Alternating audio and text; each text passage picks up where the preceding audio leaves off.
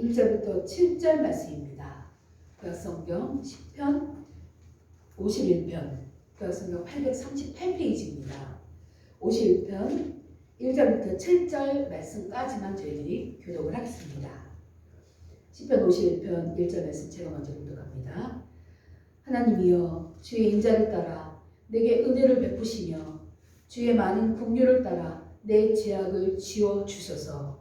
나의 죄악을 말하게 해주시며 나의 죄를 베푸시게 하소서. 물은 나는 내 죄가를 아오니 내 죄가 항상 내 앞에 있나이다. 내가 죄가 범죄하여 죄 목전에 악을 쌓았다.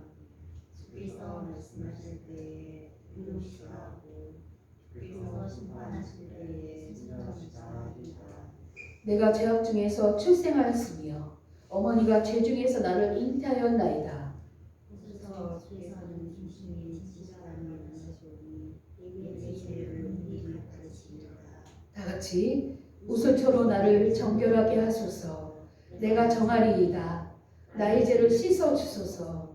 내가 눈보다 희리이다. 아멘.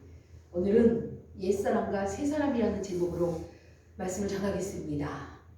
우리는 신자가 된 후에 옛사람이 죽고 새사람으로 산다, 이런 이야기를 자주 듣습니다. 옛사람이 죽는다는 것은 정확히 어떤 의미일까요? 또 이것이 마음이 달린 문제일까요? 아니면 실제로 일어나는 일들일까요?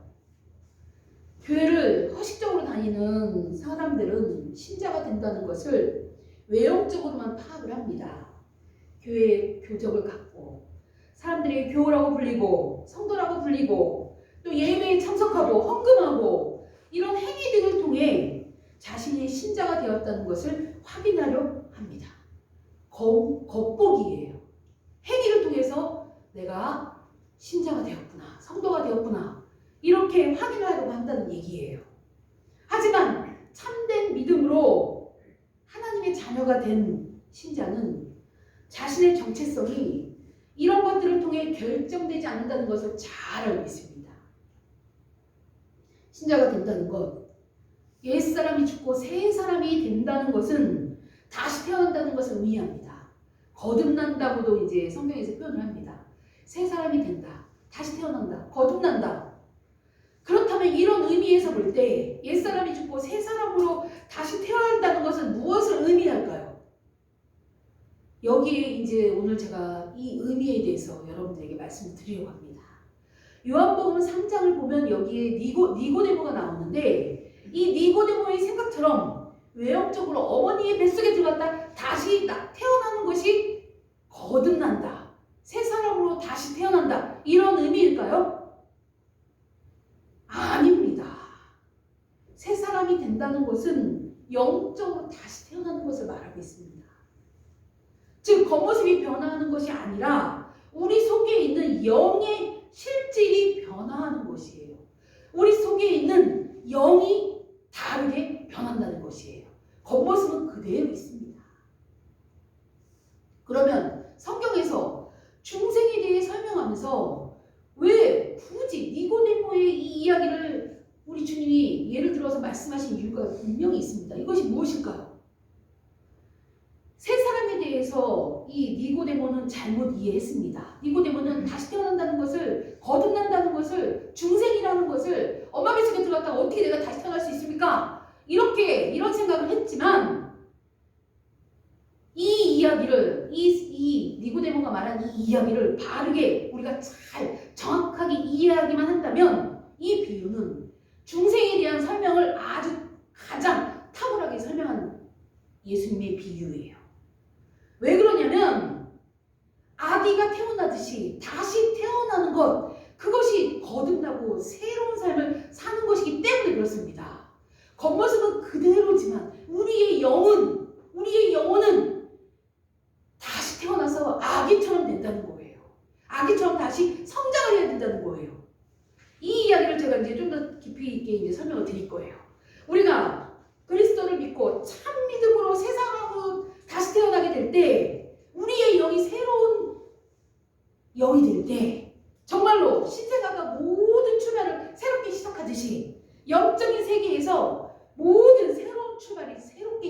되는 것입니다.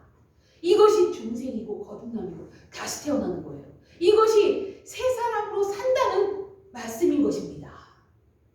40대의 남성이 회심을 하고 예수님을 믿었어요. 그러면 이 사람의 겉모습은 여전히 40대예요. 그죠? 달라지지 않습니다. 그러나 그의 영은 새로 태어난 것이 되는 거예요.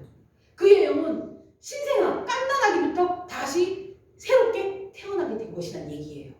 모습은 변하지 않지만 그 안에 있는 우리의 영혼은 갓난아기 때부터 다시 태어나서 새롭게 성장을 한다는 이야기를 하고 있는 것입니다. 완전히 새로 태어난 탄생한 금방 갓 태어난 신생아란 얘기예요. 40살에 예수님을 믿든 50살에 믿든 60살에 믿든 겉모습은 그 나이이지만 그 모습이지만 그의 영은 갓난아기란 얘기예요. 그의 영, 그의 삶, 그의 전인, 그의 속사람 모두 새로 출생한 것이 되는 것입니다. 모습은 그대로이지만 이런 탄생을 제대로 이해하지 못하기 때문에 교회 안에 죄가 거하는 현상이 발생합니다. 우리는 이걸 잘 정확하게 깨닫고 정확한 의미를 알고 있어야 됩니다. 교회가 완전히 새롭게 태어난 사람들의 모임이라는 것을 완전하게 이해하지 못했기 때문에 많은 사람들이 믿음을 갖고 난 이후에도 교회 가는 모습, 겉모습만 변화될 뿐 세속적인 가치관을 그대로 갖고 있기 때문에 교회 안에서 죄가 만연한 거예요. 믿고 나서도 여전히 세상적인 탐욕을 그대로 갖고 있습니다. 탐욕적인 삶을 집에 담아두며 살고 있습니다. 믿고 나서도 달라진 게 없어요. 완전히 새로운 탄생이라는 이것을 이해하지 못하고 옛사람에다 그저 새 사람인 것처럼 덧붙이기만 한 거예요. 겉모습만 달라진 거예요. 겉모습은 변하지 않는다고 했는데 성경책 들고 교회 가요. 이게 달라졌어요. 옛날엔 교회 안 갔지만 이제 예수님 믿고 교회 갑니다. 그런데 그 속에 영이 새로 태어났다는 것을 인지하지 못한 채 세상 속에 있는 그 죄악된 그 모습을 그대로 교회 안에 갖고 와서도 살고 있기 때문에 교회 안에 죄가 가득한 것입니다. 성경이 가르치는 신자는 본질의 변화를 거친 사람들이에요. 옛사람이 죽는다는 것은 끝을 의미합니다. 죽은 시체는 더 이상 미련을 갖고 있지 않습니다. 죽은 시체는 음식을 보고도 먹고 싶은 생각을 안 가져요. 죽은 시체는 욕망 자체도 없습니다. 이것을 우리가 잘 이해해야 돼요. 우리 영이 새롭게 태어났다면 이전에 내가 탐욕스럽게 바라보던 것, 갖고 싶어 했던 욕심을 갖고 있던 그 욕망들, 그런 것들이 이제는 없다는 것이에요. 이것이 거듭남이고 이것이 새 사람으로 산다고 새로운 생명을 갖고 있는 우리의 모습이 되어야 된다는 것입니다. 우리는 갈라디아서 5장 24절 말씀처럼 그리스도께서 십자가에서 죽으셨을 때 그분과 함께 십자가에 못 박힘으로써 우리의 정욕과 탐심을 십자가에 못 박은 사람들인 것입니다. 즉 정욕이나 탐심은 육체의 영역입니다. 그래서 우리 영이 죽었다는 것은 이 육의 영역에서 더 이상 살아있지 않다는 것을 말하고 있는 것입니다. 이제 육체의 삶은 이제 끝났다는 얘기예요. 그리고 새 사람으로 산다. 그래서 이 산다는 이 원뜻은 태어난다는 뜻과 계속해서 그렇게 살아간다 혹은 자란다는 뜻이 같이 들어있습니다. 살아간다는 것은 생명이고 생명이 있는 곳에는 새로운 탄생과 자람이 있는 거예요. 50살에 예수님을 믿고 신생아가 되었어요. 그러면 새로운 탄생과 동시에 자라가는 것입니다. 그 자리에 멈춰있지 않아요. 갓난아기는 성장을 합니다. 엄마가 보여주는 모유를 먹고 밥을 먹고 점점점 성장을 하면서 누워있다가 걷다가 뛰기도 합니다. 그러면서 어른으로 성장해 갑니다. 우리 그리스도인도 마찬가지예요. 50살에 예수님을 믿었건 10살에 예수님을 믿었건 새로운 탄생과 함께 동시에 자람도 있는 것입니다. 새 사람으로 산다에서 이 산다 의미에 그것이 다 들어있는 것입니다. 신자가 산다는 것은 이전에 죽은 것과는 전혀 다른 종류의 삶으로 새롭게 탄생해서 앞으로 그 방향으로 계속해서 자라간다, 성장한다, 그런 의미가 들어있다는 것입니다. 이렇듯 우리가 새 사람이 되었다는 것은 죽은 것과 산다는 것을 동시에 포괄하고 있는 것입니다.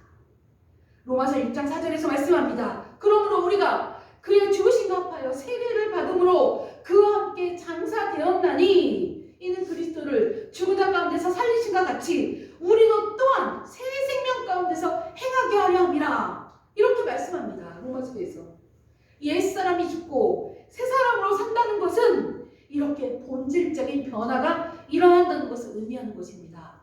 본성의 변화, 이것이 있어야지 신자라고 말할 수 있는 것입니다. 우리의 본성은 죄인이었지만 이제는 죄인이 아닌 새로운 의인의 모습이 의인의 모습이 되어서 완전한 의인의 모습으로 성장해 가는 것이 우리 신자의 모습이라는 것입니다. 내가 겉모습이 새 사람인 것처럼 사느냐가 중요한 것이 아니고 진짜 죽고 다시 산 사람처럼 속의 모습이 정말 새 것이 되었느냐가 중요한 것입니다. 성도 여러분, 겉모습만 새 사람인 것처럼 사는 것이 아니고 속모습까지 정말 새 사람이 되어 사는 참 성도들이 되시기를 기도드립니다. 이처럼 우리가 신자가 되었다는 것, 하나님을 믿고 변화되었다는 것은 단순히 주일에 교회 가는 정도나 착한 일을 조금 더 하게 되었다는 그 정도로 정의하면 안 되는 것입니다. 신자가 되었다는 것은 오히려 훨씬 더 본질적인 변화를 말하는 것이기 때문에 그렇습니다. 그러면 신자인 우리가 어떻게 되어야 진정으로 본성적 변화가 되었다고 말할 수 있을까요? 우리 본성은 원래 죄를 좋아하고 죄를 따라가는 경향을 가진 사람들이에요. 우리 본성이 원래 그렇습니다. 그렇다면 옛사람을 죽인 사람은 우리 본성에 대해 반대의 본성이 드러나야 되는 것입니다. 반대의 본성. 그죠? 왜냐하면 새롭게 태어났기 때문에, 우리의 영이 새롭게 태어났기 때문에, 이전에 우리 죄를 즐거워하고 죄를 따라가는 성향을 가진 우리가 그 반대의 본성이 드러나야 이것이 거듭난 사람, 신자라고 말할 수 있는 것입니다. 죄를 보고 즐거워하는 것이 아니라, 죄를 따라가는 것이 아니라, 죄와 맞닥뜨렸을 때 그 죄를 마음으로부터 슬퍼하고 미워하고 밀어내는 그렇게 다시 태어난 그런 본성의 변화가 있는 그런 사람이 신자인 것입니다. 오늘 본문 시편 51편 이 말씀을 보면 여기에 다윗의 고백이 나옵니다. 시편 51편은 우리가 너무 잘 아는 스토리 이후에 다윗이 시를 읊은 거예요. 노래한 거예요. 다윗은 밧세바와 동침하고 밧세바의 남편 우리아를 전장 맨 앞에 보내서 죽게 한 다음에 밧세바를 자기 부인으로 삼은 그 내용이에요. 그 일이 다윗 왕이 일생에 가장 큰 범죄를 저질렀죠. 그런 후에 다윗 왕은 왕이기 때문에 그런 일을 사실은 왕으로서 얼마든지 할 수 있는 일이었어요. 그런데 하나님의 선지자 나단이 와서 그 죄를 책망합니다. 너가 밧세바를 취하기 위해 밧세바의 남편을 죽이고 밧세바를 부인으로 삼은 이 일을 하나님이 죄라고 여기신다. 이 이야기를 듣고 다윗은 주야,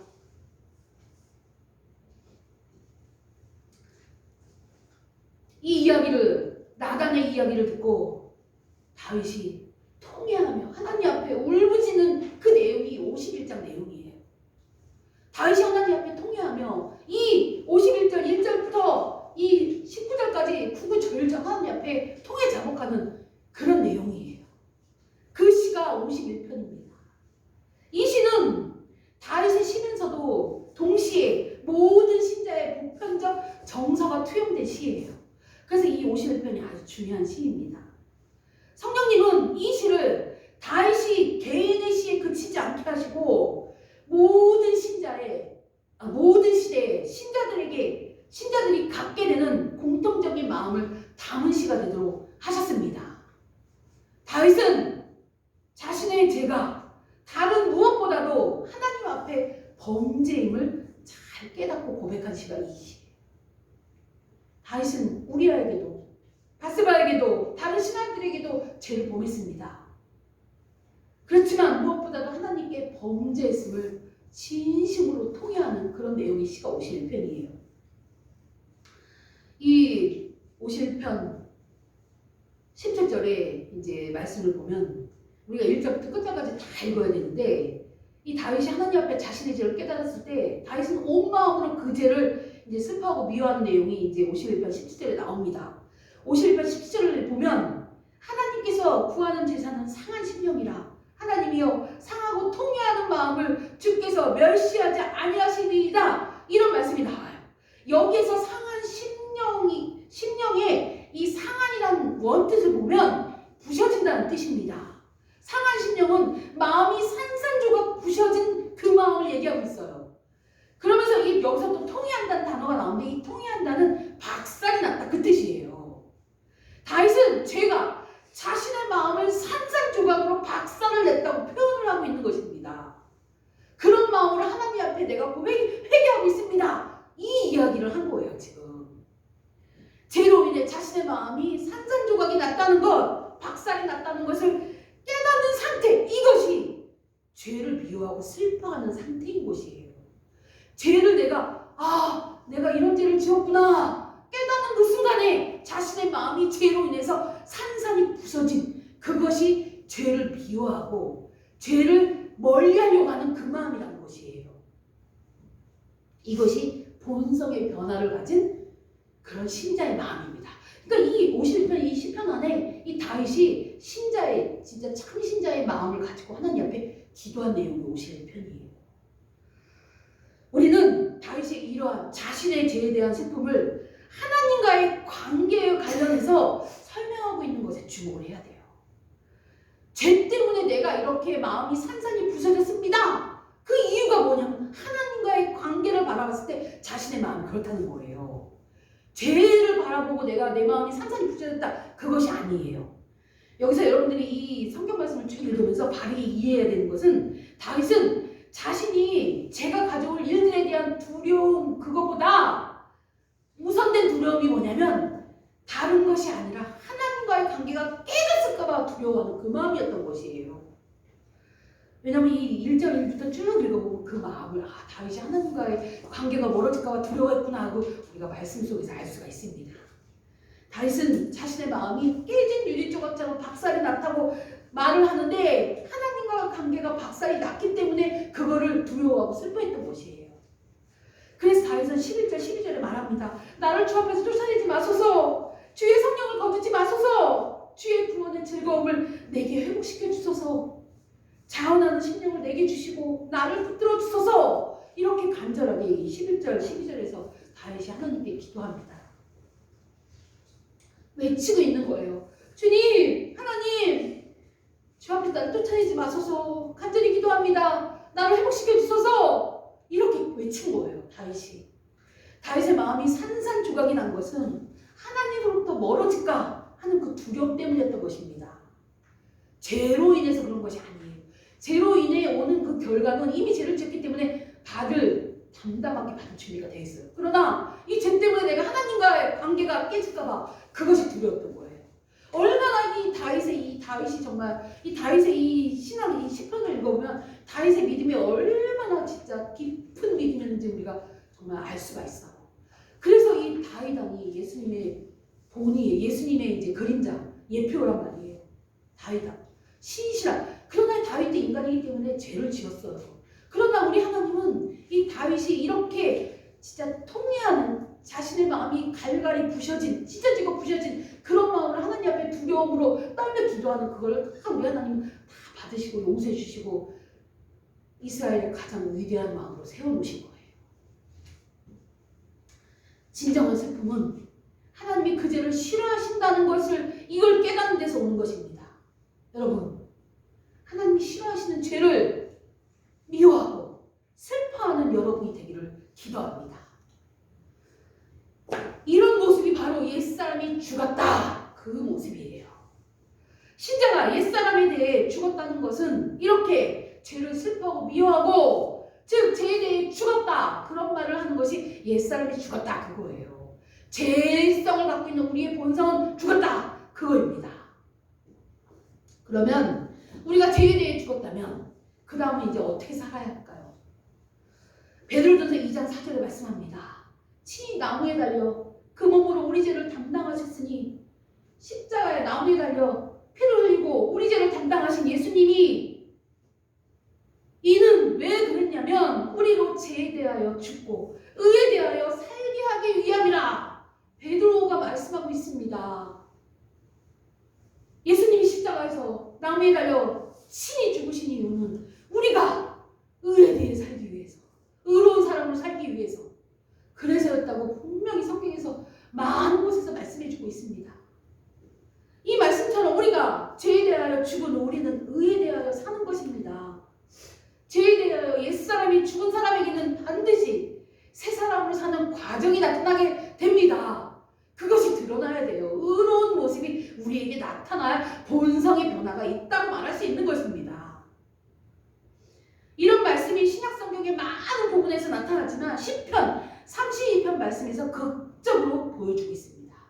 시편 32편 말씀을 제가 여러분들에게 조금 들려드릴 거예요. 시편 32편 1절을 보면 허물의 사함을 얻고 자신의 죄가 가려진 자는 복이 있도다 이러면서 말씀합니다. 시편 32편 주제가 그거예요. 제사함을 받은 자의 기쁨, 제사함을 받은 자의 축복, 그거에 관한 것입니다. 그래서 시편 32편에는 제사함의 기쁨을 표현하기 위해서 여전히 죄 안에 있을 때의 모습과 제사함을 받은 후의 모습이 대비되어서 나타납니다. 이 시편 32편 이제 3절을 보면 입을 열지 아니할 때에 종일 신음함으로 내 뼈가 새었다고 말씀하는데 여기에서 입을 열지 않았다는 것은 죄에 대해 하나님께 고하지 않고 숨긴 상태를 말합니다. 자기 죄를 숨겼어요. 하나님 앞에 회개하지 않고 숨겼어요. 자복하지 않고 숨겼더니 내 뼈가 새하였도다. 이거는 뼈가 새할 정도의 극심한 고통을 말하고 있는 거예요. 죄를 숨기면 우리 안에 그 죄를 내가 숨기고 내 죄를 감추고 있으면 우리의 뼈가 새할 정도의 극심한 고통에 이른다는 얘기예요. 4절에도 이 말씀을 하는데 4절에는 하나님의 손이 주야로 나를 눌러 내 진액이 빠져서 여름 가뭄에 마름같이 되었다. 이것도 고통을 표현하는 거예요. 하나님의 손이 나를 눌러 내 몸에서 진액이 빠져나가서 여름 가뭄의 마름처럼 어마어마한 갈증과 답답함으로 막 그 고통 속에 있다. 그걸 표현한 거예요. 9절에는 죄를 토하지 않는 자, 하나님께 나아가지 않는 자를 무지한 노새 같다고 표현을 합니다. 길이 아닌 곳으로 갈 때 주인이 채찍을 휘둘러서 가지 말라고 채찍을 휘두르는데도 이 말이나 노새가 말을 듣지 않고 꾸역꾸역 앞으로 나가다가 화를 당한다. 그 얘기를 하고 있는 것이에요.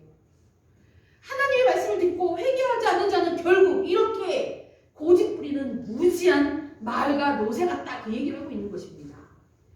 때로는 성도들 중에도 하나님이 채찍으로 때리고 망치로 내리쳐도 꾸역꾸역 고집 부리며 죄의 길을 가고 있는 영적으로 무지한 이 말과 노새 같은 성도들이 있습니다. 교회 안에도 있습니다.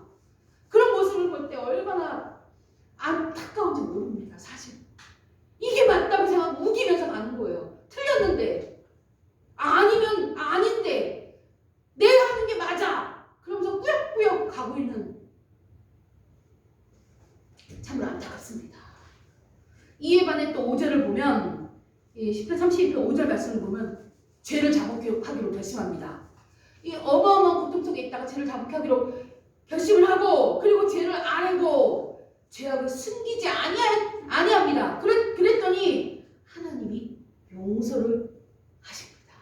용서를 받은 거예요. 고백만 하면 다 용서해 주시는데 그걸 숨기고 있단 말이에요. 무지한 말이나 노새처럼 숨기면서 결국 자신의 생각이 옳다고 꾸역꾸역 자기 뜻대로 행하려고 하는 무지한 안타까운 그런 상황 가운데 있는 성도들이 있다는 얘기입니다. 그리고 6절에 말씀합니다.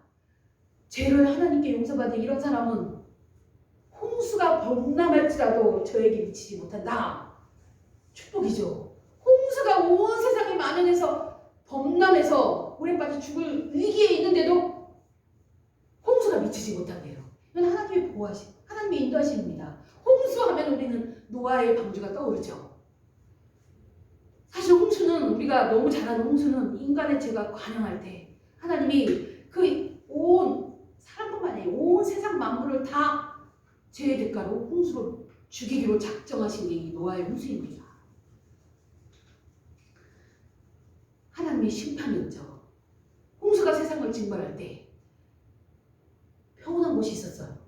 그것이 노아의 방주입니다. 노아의 방주는 모든 세상에 있는 모든 숨쉬고 있는 모든 자들이 다 죽어갈 때, 짐승도 죽고 물고기만 살고 있고 하늘에 나는 새까지 다 죽을 때 노아의 방주 안에 있는 짐승들과 노아의 가족들은 평온했어요. 죽지 않았다는 얘기예요. 이 6절 말씀이 홍수가 범람할지라도 저에게 미치지 못한다. 이 노아의 홍수 때 방주 안에 있는 모든 동물과 사람을 우리가 떠올릴 수 있습니다. 우리가 그렇다는 거예요. 세상에 홍수가 범람할지라도 우리 하나님이 죄를 자복하고 하나님께 용서받은 의인은 하나님이 보호하신다. 그 말씀입니다. 새 사람으로 태어났다는 것이 바로 이런 즐거움이 있는 거예요. 아, 나는 세상에서 어떤 환난이 와도 하나님이 지켜주실 거야. 나는 평안해. 나는 좋아. 나는 기뻐. 이런 즐거움이 있다는 거예요. 구원받은 자의 삶 속에는. 이런 걸 누리지 못하며 사는 성도들을 바라보면 안타깝습니다. 그리고 7절에 또 말씀합니다. 7절에는 방주가 되는 이 성벽이 이제 무엇인지 구체적으로 나타나는 말씀입니다. 주는 나의 은신처이시고 환난에서 나를 보호하시고 구원의 노래로 나를 두르시리이다. 결론이 나오죠. 주가 나의 은신처가 되셔서 나를 보호하시고 어떤 환난이 내 앞에 와도 나를 지켜주시고 보호해 주신대요. 그리고 구원해 주신대요. 이것이 얼마나 감사합니까? 이게 죄로부터 용서받은 자의 모습이에요. 하나님이 보호하시는 거예요. 하나님이 지켜주시는 거예요. 하나님이 나의 은신처가 되주시는 거예요. 여러분들은 이런 하나님이 나의 은신처가 되신다는 걸 경험하며 사시는 여러분들이 되기를 정말로 기도합니다. 그러면서 10절에 또 말씀하십니다. 악인에게는 많은 슬픔이 있지만 여호와를 신뢰하는 자에게는 인자심이 들어올 것이다. 인자심이 들어오겠대요. 슬픔이 악인들은 많은 슬픔이 있대요. 삶이 힘들어요. 이들은. 그러나 우리는 하나님의 인자하심으로 인해 평화롭고 즐겁습니다. 고난이 와도 그거를 하나님 해결해 주실 것을 믿기 때문에 순간 힘들 수도 있어요. 그러나 우리 하나님이 나를 지켜주시고 인도해 주실 것을 믿기 때문에 마지막은 평화롭습니다. 11절에는 결론이 나옵니다. 32편 11절 마지막 절이에요. 잘 들어보세요. 너희 의인들아 여호와를 기뻐하며 즐거워하라. 마음이 정직한 너희들아 다 즐거이 외칠지어다. 결론이에요. 뭐가 걱정해? 하나님이 너를 지켜주는데 여호와를 기뻐하며 즐거워해. 즐거워서 그냥 하나님만 찬양해. 이런 말씀이에요. 결론이 이거예요. 새 사람으로 산다는 것은 하나님을 즐거워하는 것입니다. 죄를 자복하고 용서받습니다. 그리고 홍수가 범람할지라도 미치지 않습니다. 그리고 하나님이 나의 은신처가 되어서 환난에서 나를 보호하시고 구원으로 나를 인도해 주신대요. 그래서 새 사람은 하나님 때문에 즐거운 사람인 것입니다. 옛사람이 죽는다는 것은 죄를 슬퍼하고 미워하는 것이고 새 사람으로 산다는 것은 이로 말미암아 일어나는 즐거운 삶을 사는 것이 새 사람으로 산다. 결론인 것입니다. 곧 하나님과의 관계가 회복되어서 우리에게 주어지는 기쁨으로 사는 사람인 것입니다. 성도 여러분, 새 사람으로 하나님을 즐거워하는 삶을 사시는 여러분이 되기를 축복합니다. 기도하겠습니다. 아버지 하나님, 은혜를 감사합니다. 우리 주님 때문에, 우리 예수님이 십자가에서 못 박혀 죽으신 것 때문에 우리의 옛사람은 죽고 우리는 새 사람이 되었습니다.